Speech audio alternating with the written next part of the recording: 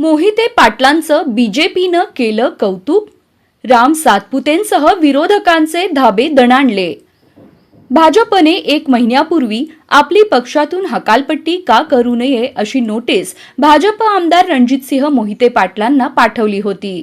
आता भाजपने आमदार मोहिते पाटलांचं अभिनंदन करत कौतुक केलं आहे. यामुळे मोहिते पाटलांचे विरोधक असलेले भाजपचे माजी आमदार राम सातपुतेंना मोठा धक्का बसला आहे.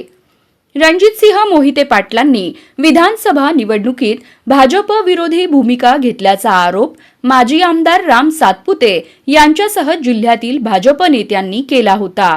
यामुळे रणजितसिंहांची पक्षातून हकालपट्टी करण्याची मागणी त्यांनी केली होती. सातपुतेंनी या संदर्भात पक्षातील वरिष्ठांकडे तक्रार केल्याचं देखील बोललं जात होतं.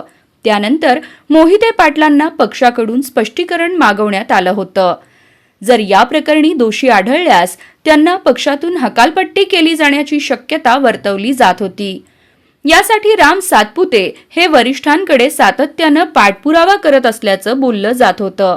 पण आता भाजप वरिष्ठांकडून रणजितसिंह मोहिते पाटलांचं कौतुक करण्यात आलं आहे.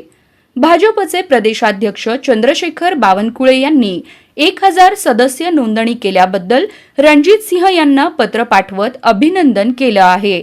या अनपेक्षित बदलामुळे राजकीय वर्तुळात चर्चेला उधाण आलं आहे.